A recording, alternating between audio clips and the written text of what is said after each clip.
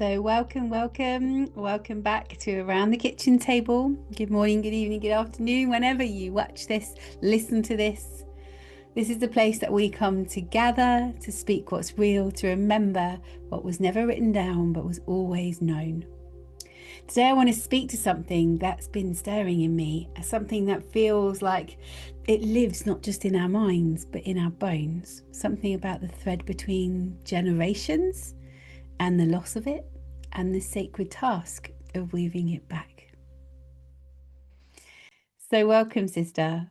So let me just start by reminding everybody that today, as I share this with you, it is Friday the 13th.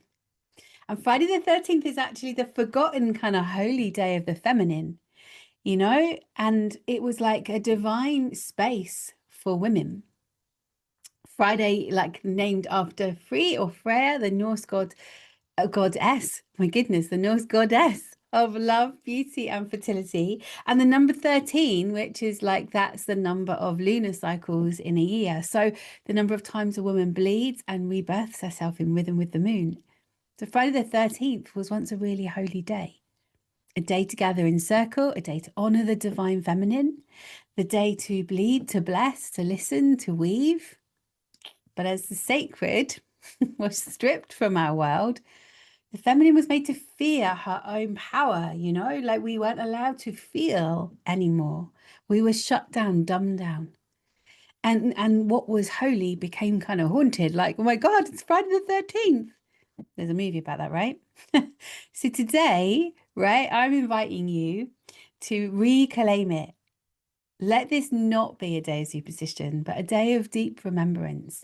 The reason that the patriarchy kind of came along and these things were made kind of like to fear was because they had a fear of us being together. They had a fear of women being together. So where can you meet your sisters today? In that kind of space of gathering, in that space of connection, in that space of divine feminine. Because for me, this is the work that I've been really moving. It's been really moving me recently. It's like, this lost lineage.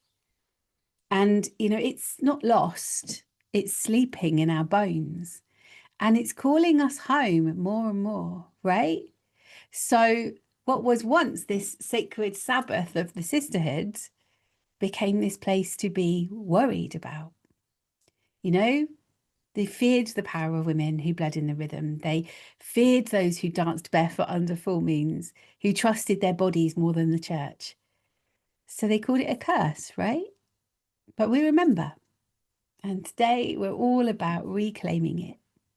So that led me to kind of, wow, okay, what am I going to talk about today? My podcasts come, they move me in a week. Kind of, I'm like, okay, something happens. I think, yeah, that's my anchor point this week. Actually, what's happened this week is I've been hosting Bloom, and today is our last day, and it's been amazing so far. Like, we rooted down into, where we lose ourselves in our lives, where we lose ourselves in self-worth, where it kind of disappears, where we get caught up in the roles and the responsibilities as women. Excuse the dog barking in the background. It's going to be one of those days. I've also realized this week that, do you know what? It doesn't matter. The dog's going to bark. The dog's going to bark. What can I do about it, right? Other than pause and give her a hard time. She stopped. They're pretty rubbish guard dogs. They bark until someone comes in the door and then they're just like, oh, you're here. Anyway, so there's often a kind of thread. And, today, like I say, I really want to speak to this kind of thread of the lineage. Oh, got itchy nose. We are that thread. We are that thread. And so, maybe you've felt it, or maybe you haven't, but it's there, like somewhere in the deep soil of your being, a golden, gritty, warm, womb-warmed thread that once ran through the hands of women, mother to daughter, elder to child, voice to voice, around the hearthfire. Somewhere along the way, it kind of frayed and the line broke. And now we're here, like with this generation of women trying to mother ourselves, to find meaning without a kind of roadmap, to remember something we never got to learn properly in the first place.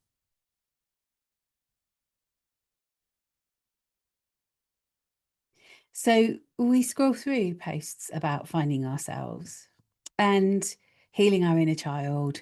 And, the world is full of it. Like we are full of this kind of, we've got to fix ourselves somehow. And what we're doing, I feel, is reaching for the lineage that was lost.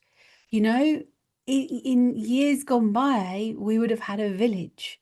And when things were a little bit iffy, we would have sat with an elder and we would have sought consultation to kind of like, feel into what was going on for us. We've lost that. We've moved to screens. We've moved to doom scrolling through social media like it's going to magically give us the answers. How many of you, I do, send stuff to my husband every day. It's like, oh yeah, that's a good landing point. I'm going to send that to him. Maybe he'll get it then. No, I should just be talking to him. And it is the kind of way of the world. And I fear, not in a kind of way, but in a like, wow, what's going to happen to our children? What is happening to our children already? My children had phones way younger than I would have liked them to, but actually it was one of their ways of communicating with, us as a family even. And I really have that deeper sense of like, we call our elders now elderly and we put them in homes that are not our homes. And that's not to say that we shouldn't, right? Like, this isn't a kind of judgment. There is no judgment here in what I'm sharing with you.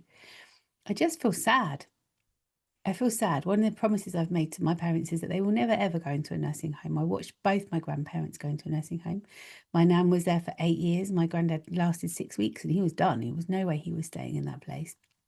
He'd rather exit. And I now look at it and I think, my nan wasted away where she was. She lost so much. She totally had her marbles, right? She'd had a stroke and there was a lot of her body that she just couldn't manage anymore. And so that was our only choice at the time, or that felt like the only choice. But I recognize how much wisdom was lost in not having those times with my grandparents because my life was too busy, right? I didn't have time. I didn't sit and I didn't listen to them.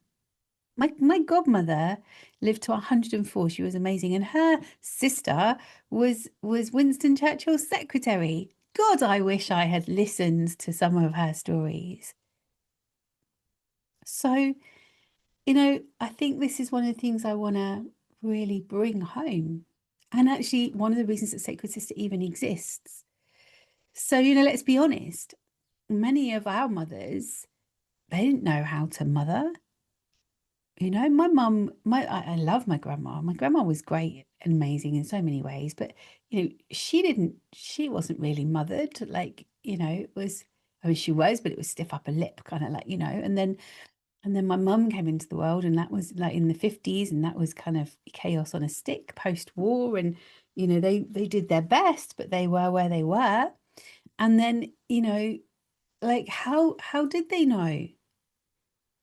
Their mothers didn't either, because the war came, because survival was priority. And I feel like we're still living deeply in that survival place. I mean, let's face it, there are parts of the world that are horrific, going through horrific things right now. And survival is part of our DNA, it's part of our makeup. I have this kind of got to get it all done, like the world's going to end tomorrow kind of. I don't even know where it comes from. It's just an inner kind of feeling. Anyone else feel that way? And then patriarchy, and I don't mean patriarchy, like patriarchy isn't about men. I really want to say that. Patriarchy isn't about men, it's a system. It's a system that was made and created to keep us the way that we are, because they know that we're powerful. And so keep the layperson, keep the woman at home down, dumb down. And that, let's not give them a voice. How, like, there are more voices in Parliament. I'm not into politics at all. So I never really speak about it because I feel like I'm not versed to speak about it. But one of the reasons I'm not involved and I don't get involved and I stay very much on the outside is because I can't see any good that ever comes from that place. I just don't see any good. So I find that I can't give my energy to that. But, patriarchy taught everyone that, their power was shameful because capitalism made them too busy to rest, to feel, to pass on wisdom. We weren't past herbs and stories and songs. We were past mascara and shame and just get on with it. And then we grew up, right? And now we're the women in the middle. I'm 50 in next month. And we are definitely the women in the middle. I call myself a change maker because I'm the one who has come into my family to shake it up and to make changes, to bridge these two worlds. And that's a really hard place to be.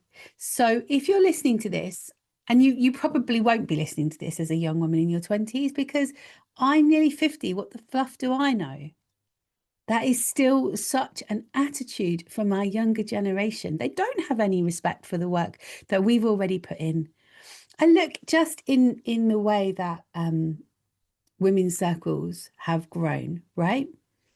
And I look at let's take another example, just like women in work, women in industry, women that are out there doing the work, women that it's like we've paved the way for that. My mum's generation started it, they opened the door, but our generation have paved the way. We've said, no way, this shit isn't happening anymore. And we've made it possible for our younger generation of women already. And I know it's not there yet, but already it's so much easier than it used to be. And yet, does anyone stop to give us? I don't need a pat on the back. I don't need like this massive kind of respect of like, oh, you're amazing. It's not ego. It's lineage. It's that place where we give respect to the people who we have learnt from. I've helped countless women's communities, countless women's festivals. Do we ever get a mention? Do we ever get spoken about that actually, they've learned those things because they've been around us and with us and connected to us? No, it's not even a mention. And that does irk me a little bit, if I'm honest. It does irk me a little bit because I feel that that's the respect of a broken lineage. We bridge these two worlds, but we're still hurting. We're still healing. We're the ones who are doing that deeper work at this level in the hope that we can pass that down. And we haven't got it all right. And so the younger generation, like 20s, 30s, they're looking at us going, well, you haven't got your shit together. Because actually we've had to uncover a whole lot of stuff. A whole lot of stuff. I just look at the way that it was expected of me to sit on the knees of my granddad's suited and booted friends and give them a kiss. Like there is no way, zero way that would be tolerated now for my daughter. No way. But it was expected. And that's just a kind of small kind of like we can go on and on and on. But the word crimes happen. And they happened a lot more back then. Like things were just accepted and expected. So we have done so much already. And that doesn't mean that this shit doesn't happen. It does. Absolutely 100%. I hear some horrific stories coming out of schools. It's just horrific. But it's hard because the young don't want to listen to us, right? Sometimes it feels like the younger women don't want to hear us. Like I just said, they think we're outdated and irrelevant. Just another tired voice trying to tell them what to do. But it's not them. It's this broken thread. They don't trust us because we were never taught to trust ourselves. They're suspicious of any wisdom because they've never seen it kind of modeled with reverence. They think aging is a curse, right? Because our culture has never shown them the magic of the wise woman. So, we're supposed to age. I don't know, see yesterday something about aging gently. I was like, I'm just going to fucking age. Excuse my French. I'm just going to fucking age. Like, that's it. I can't change it. I can't change it. Yesterday, I was like, oh, my body hurts. My shoulder hurts. My this hurts. My that hurts. I was sat here working at my computer. Like, I get RSI. Like, things are just, they're a bit less oiled than they used to be. But that comes with these 50 years of wisdom that I've learned along the way. I have this magic of herbs and oils and wisdom. My kids don't go to the medicine cabinet. They come to me. They come to me and they're like, I'm just putting the shelf here behind me. They come to me and they're like, Mum, what oil can I use for this? I love that. I love that.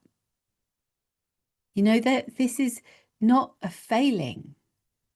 It's a wound, and it's one that lives kind of in all of us. So here's the truth that I've really landed in lately. You know, we can't force the younger ones to listen, but we can live in a way that makes them curious. We can begin to live unapologetically as ourselves, as our middle life selves, and step forward. And that then creates a kind of curiousness, right? Because they're like, okay. I used to look at my mum at 50 and think, my God, 50 was really old. And in many ways it was. In many ways, you know, she'd had us much younger, so we were kind of off our hands. She didn't really know who she was at that stage of her life. We were a little bit more together, I'd like to think, you know, but it's about us embodying the wisdom that we wish we'd been handed, right? Like, you know, we have to embody that wisdom, and we don't have to be more and do more. We already are. We just become the women that we never had. And we do that by gathering. We do that because we remember that this healing journey is not one that we do by ourselves. So we return to the hearth. We restore the rhythm of circle, of storytelling, of belonging. And that's really why Sacred Sister exists. It's a real movement, right?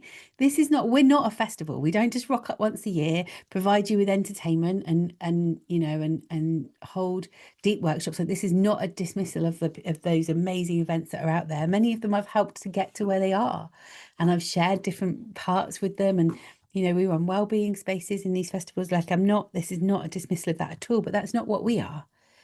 You know, what we are is a gathering that kind of comes together because, you know, gathering matters.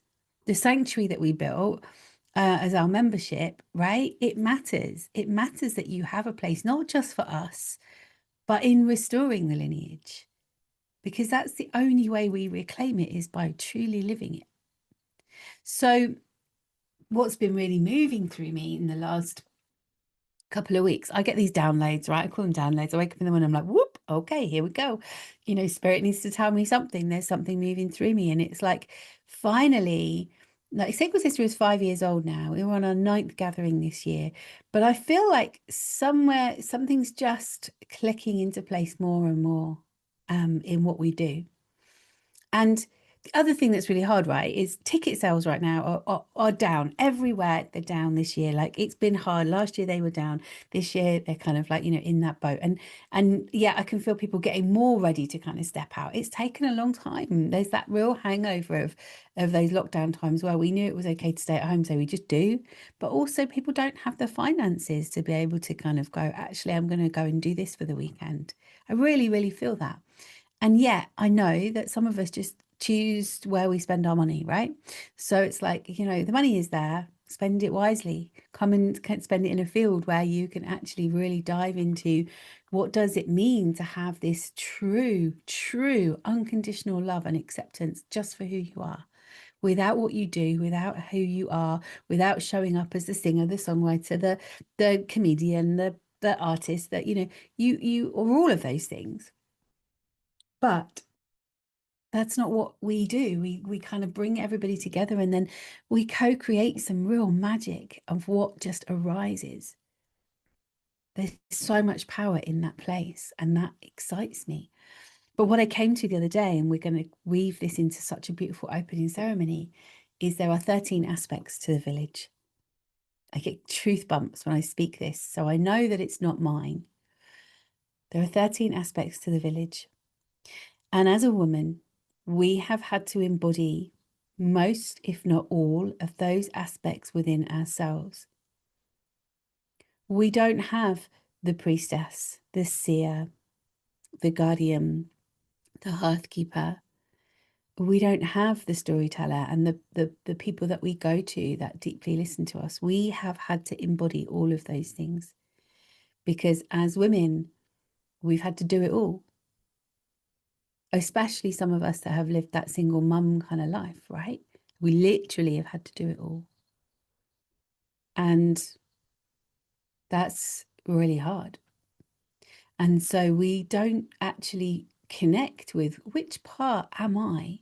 Which part of the village really resonates with me? Where do I really want to sit in the village? What really brings me to a deep space of love and care and connection for my passion, for who I am and where I sit? How do I take up my space? Because we're too busy trying to take up them all. You know, jack of all trades, master of none, as my mum used to say. You know, we become like this. Oh, I'll do a little bit of this, a little bit of this, a little bit of this. Actually, what do you really truly want to do? Where do you truly want to be? What do you want to reclaim? So, if you've ever felt lost, and if you've doubted your worth, or if you've felt too old, too late, too unsure, I really want you to know this. You're not broken. You're just standing at the edge of the missing link, and you're being asked to weave, to sit, to speak, to hold, to remember. You are the thread now. We are the thread now. What we choose to do with it, how we choose to continue to rebuild lineage, where we pass down wisdom, woman to woman, that is the key for me of how we shift this lifetime. And the humanity and lifetimes that come after us. So if this landed with you, come and sit with us inside the sanctuary. Book a ticket to come to the gathering. You know, we are fully restoring something so ancient together, not through force, not through that masculine drive of like, I've got to be in it, doing, but actually through presence. And if you're coming to the gathering this summer, know this. Know that you're stepping into a circle of women who are ready to reclaim the village, and with it, the lineage. The line may have been broken, but we're the ones who get to reweave it. So come be that thread with us. Find that thread in your own life. How can you settle this in your own life? What wisdom can you pass on today? We have Wisdom Wednesday in our free Facebook group. And I set that up because actually it's like, you know, we have so much wisdom. Somebody said to me a little while ago, I want to find an elder who's done the work, who's done her work. And I'm like, what does that mean? Who's done her work? We are all a work in progress, and we all have wisdom. All of us, every single one of us. The woman in the street that you walk past every day on her way to the supermarket, she has wisdom. But we forget, and we don't think it's worthy. And we're all too busy with our heads down getting on with our own lives. Wow, that brings so much emotion. Because I really feel that if we're going to bring a world back to love, because that for me is all there is, we have to start liking each other and listening to each other and understanding each other's wisdom. Not looking to the outside world to fix us somehow because we have all these symptoms and we're broken. We're not broken. Humanity is broken. The hate in the world. But again, they're all just trying to find something for themselves, right?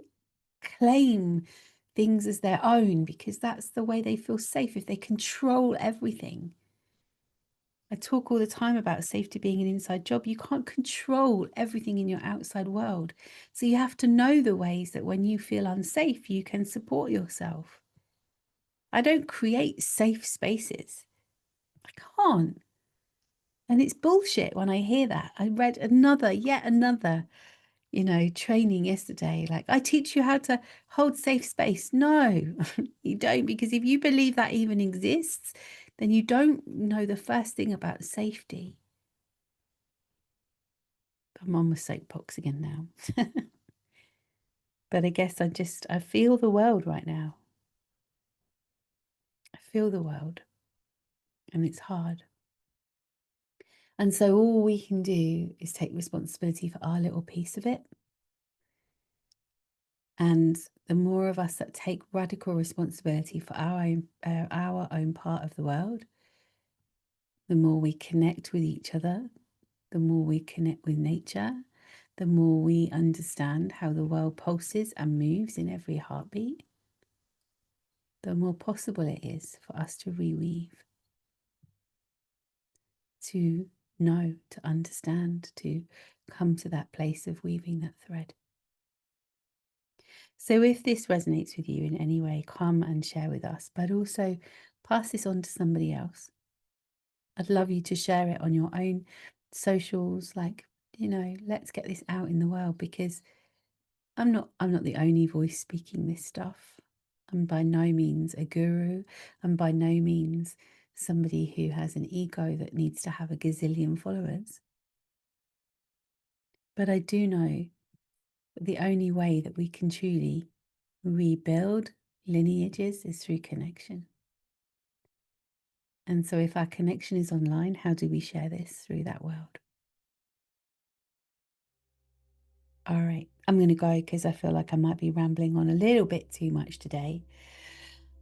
And I feel like I want to go outside and put my feet on the ground and breathe in the fresh air and know that actually it's okay. However hard it feels sometimes, it's okay. Someone always has my back, and that someone is Mother Earth. I'm about to drop on and do our last session of bloom. I realised I've got my flowery, bloomy kind of shirt on today. That wasn't intentional, but yeah, that's been a journey, and I'd love you to join us there too. So there's lots of things right now. There's lots of things. Choose one, come and get involved, and feel into who you can connect with that will help to rebuild the wisdom and the lineage in your own community, family, friendships. Take a deep breath in with me, loves. Take the biggest breath in that you've taken all day. Let all of that settle in your nervous system. Let my words either settle or dismiss them if they don't reach you. That's okay too. I'm not here to be liked by everybody. I'm here to speak my truth and my wisdom. And if that resonates with you, then you're in the right place. Take care. Until I see you next week around the kitchen table, which will be in the energy of the summer solstice. So get ready for the summer solstice. And then the week after, I'm going to have to prepare a podcast because I will be at Glastonbury Festival. It's my first ever Glastonbury. If you're going to Glastonbury, come and find us. We're up in the park. We run the creperie and the coffee unit up in the park. I'm partly looking forward to it. I met my husband 6 years ago because of Glastonbury, so that's quite a big thing for us. But I'm also a little bit scared, if I'm honest. I'm a bit scared. It's a lot. But I will speak to you real soon. Laura, signing out until the next round the kitchen table. Take care. Bye for now.